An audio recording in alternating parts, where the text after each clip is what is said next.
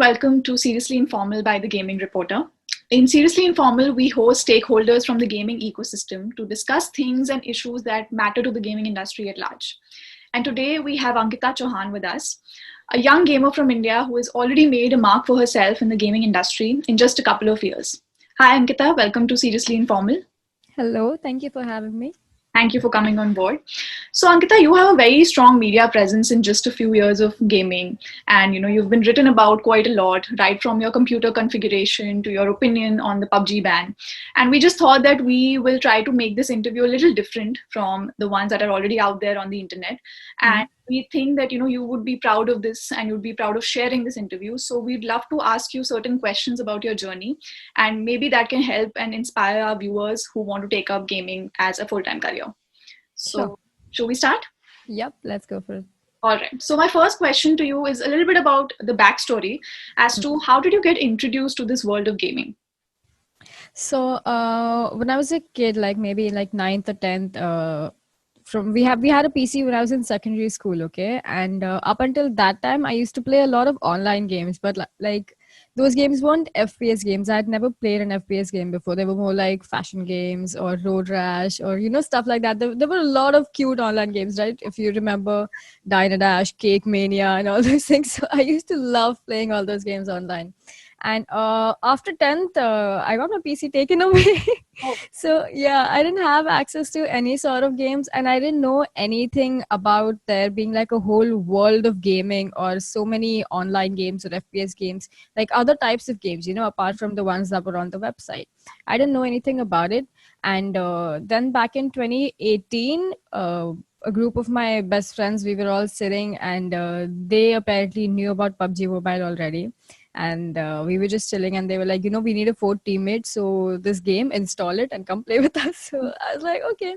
And that is when I was actually introduced back into gaming, I would say, and into like an actual world of gaming. Before that, I was just alone playing online games, chilling, not knowing anything about what I'm doing or what's happening. But yeah, so I think that would probably be when I got introduced into this whole gaming scene, and I completely fell in love with that game, and I started playing it like every single day at home, at work, in the office, during my break. And yeah, so that I would say is how I got into gaming. All right. So that's quite interesting. So I'm sure that when you decided to take this up as a full-time career, sorry, so how did your friends and family react to this decision of yours? Well, when I actually started, like when I decided to do this full time, before that I was actually already juggling between the two. I used to go to work during the day, and then either just on the weekends or sometime during the week when I wasn't too tired from work, I used to go to a gaming studio and stream from there. So I was already doing that, but then when the channel grew, I spent a couple of months like juggling between the two, and then the channel actually grew, and then I decided that, hey, I don't want to do this job anymore. I was up for like, my term was ending, and I was up for an appraisal and everything. And I was like, I don't want it. You can keep the money. I'm going to go play games because that was making me happier. And in the beginning, it wasn't like a money decision or something, because honestly, I wasn't making much at that point. My channel had just gotten monetized, and I wasn't even making enough as my salary at that point. But I was a lot more happier. So I told my parents that I'm happy doing this, and I see a future in this. I see myself growing in this. So I want to do this full time, and my parents have always been supportive of anything that I want to do. So they were like, if you're sure of it, it's your job, it's your career, you're the one who's gonna, if something goes wrong, you're gonna suffer, not us. So if you really want to go for it, go for it. And I didn't really ask any of my friends. I didn't even tell any of my friends. I sort of just went for it. And then I was like, hey guys, I quit my job, I play games now. So yeah. All right. So, since you're quite young in this gaming industry, how do you ensure that you're bringing diversity to your content? Well, I try to do something different compared to what everybody else is doing. Obviously, I do still continue with, what the entire content creation the entire group is doing. We all play the same games, we all stream the same games, and put up the same kind of highlights and all. That obviously is still going on, but then I've also tried to make my channel more about me than just about gaming. So if you come to the channel, you probably find a lot of streams of me just chilling, a lot of vlogs, a lot of content about my life. The vlogs aren't about gaming particularly; they're just about me chilling, about what I'm doing that day or something. And even in my streams, it's not about like some sort of professional gameplay that's going on, because a lot of people who stream are like really, really good at the game and stuff, but it's on my channel, it's more about having fun playing it compared to like obviously we don't like play terribly, but it's more about having fun along with playing. Yeah. So that is something I've been trying to do. That's great. So, Ankita, obviously there are people who are very supportive of what you do, people who are very inspired, but at the same time, there are always people who are toxic to you in comments, in your chats. So how do you deal with such toxic people in your chats? So when I had first started streaming, when I didn't have a lot of viewers, I didn't have a lot of haters. Obviously, everybody in my chat was somebody I knew, and they were all just having fun, mocking each other. So that was fine. And then when the actual toxicity started was when I really, really boomed, like all of a sudden, maybe like 60, 70K subs. At that point, when I had a lot of watching, I think that would be the time when I suddenly got a lot of toxic people in my chat. And it was especially bad because when I go to other people's chats, like the guys, they don't get the same kind of toxicity that I do. I get a lot of um, gender based toxic comments. So when it first started, I had no idea how to handle it. So I used to say stuff back to them immediately. Like mostly my mods delete everything, but there were certain like really, really terrible comments, really sexual comments, and I was like, you're not getting away with this. So I used to like proper sonographer in return. So yeah, you will probably find a few clips of me doing that to people. But when some time passed, a few months passed, and I knew how to handle all of the stuff that was coming my way, we've now changed our way of dealing with things. Like my mods are like super faster than they were before, because now they've seen like, oh, she gets angry, we need to delete the stuff. So there's that, and there's also the fact that I now am able to 90% ignore all of the stuff that even somehow manages to make its way to me, whether no mods in the chat or 5 messages, one did not manage to get deleted or something. But now I'm much more better at dealing with it. I don't get as angry as I used to before, because I know it's just some lame person sitting behind their phone like, oh, type karke deta hu, mere paas aur kuch karne nahi hai. So yeah, I'm much more better at dealing with it now. I've learned how to ignore it, and I've learned how to not ruin my own mood, especially. Yeah, that's really great advice. So, coming to other content creators, who are the content creators you look up to in your industry? In my industry, as in just from India or from anywhere, you'd say? Both, actually. If there's anyone specifically in India, you could just talk about that, or international as well. So I wouldn't say look up to, but I really genuinely enjoy watching and like probably support a lot would be from here would be Raka, Robo, T-Bone. These guys are like people that I really, really love watching, because not only do they sort of do the same thing. I didn't know anything about any of these people when I started my streaming career. Okay, I didn't know that streaming was a whole thing. I did not know any single streamer's name back then. But a year into it, last year, I found out about a lot of people, and I really genuinely enjoy watching T-Bone, Raka, and Robo. They have a lot of fun while playing, and they do play well, obviously, but they also still have a lot of fun while playing. And internationally, I would say I really enjoy watching Lulu. She currently plays Apex, and I also love Apex. Lulu and ASU, these are some people that I really enjoy watching, and would want to create some content like them. Right. Maybe in terms of gaming, not in terms of vlogs. That's All right. So, some creators soon will just start live streaming exclusively on Facebook Gaming. So, as a content creator, what do you think about such moves in the industry? So Facebook gaming, I do one of the people that I told you about, Robo, he actually did shift to Facebook gaming full time. Mm-hmm. And I sort of do support that decision because it is actually perfect for people who haven't, completely established themselves on YouTube. Like their life is not around YouTube. So if you take Robo for example, he wasn't at 100K subs yet. He hadn't, completely done this thing where YouTube is his only thing.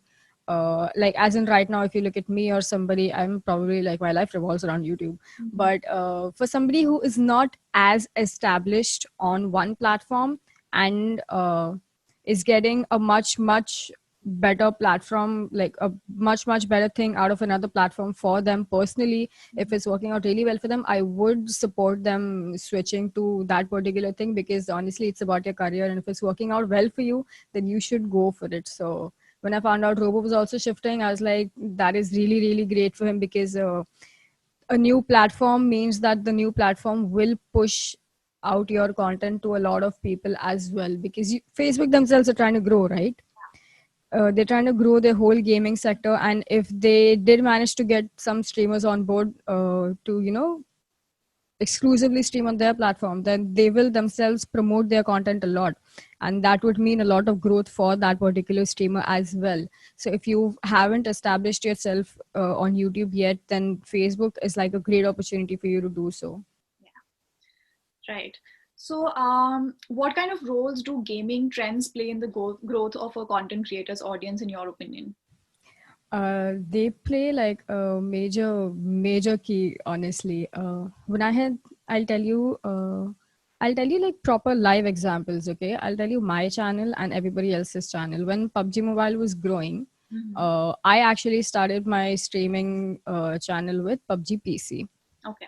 Yeah, it was supposed to be a journey of me capturing Mm-hmm. this thing of me capturing my journey of learning PC games, because like I said, I'd never played an FPS game before. So on PC I was like a complete noob. So it was supposed to be that. And then sometime later I was recommended that I should start playing PUBG Mobile on stream, and I was like, okay, that's interesting. I've been playing mobile, all this time, so why not start streaming it? And they were like, yeah, you should do that. And my channel actually grew to 100K in maybe 10 months.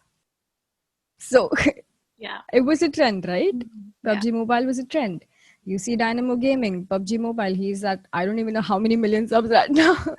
So yeah, it does play a major role. And then when I stopped playing PUBG Mobile, then came GTA 5 roleplay. Mm-hmm. So everybody was really into that game. And when I played GTA 5 roleplay, I played it for a month. And in that month, I gained 15,000 subscribers. So yeah, that was trending. It's still trending, but at that point, it had just started. So uh, trends play like a major role in your content creating this thing, but that doesn't mean that you shouldn't be doing other games. It's more like if something's trending, do it a few times a week, Yeah. and the rest of the time you can, while you're building an audience, you can get the same audience to be interested in you and not just the game that's trending. That is an opportunity that you have to make a move on and take it. So So basically, following the trends as well as just doing your own thing at the same time. yeah. All right. So, as a streamer, what areas do you think require improvement? Personally, Yeah, in your opinion, just just in general, as an industry as well, and as personally as well. as a streamer, well, I feel like I need to have a fixed schedule, which I don't yet. I know it's been 2 years, but I still don't have a fixed schedule. Something or the other keeps coming up, and then anytime I say I'm going to be live at 8, I'm live at 9, and then everybody's like, haha, you're late again. Obviously, at this point, it's just like a joke between me and my chat, and they know what to expect, so it's not that bad. But I would love to have a schedule personally if I were to improve something about myself. And in terms of the industry, I would say that we should be encouraging a lot of different new games. I think, All right. because there are a lot of good games that don't get as much exposure as the ones that are trending. So Hmm. I think that's something we need to work on. All right. So, what are your future goals for yourself as a streamer? My future goals for myself as a streamer are that eventually I become my channel right now is a lot about gaming content, and I would love for it to be a lot more than just gaming. Like I told you, right? I love vlogging. I love making videos. Even if they're like gaming related, making a review video on something about a monitor, maybe about a headset, about anything. I love making videos. So as a streamer, I would love for it to reach that point where we come on stream to have fun and play games, but mostly everybody's like also really really enjoying the videos that I'm putting up. So yeah, I would love for my streams to just be like a fun place to hang out and for people to go and enjoy watching all the videos.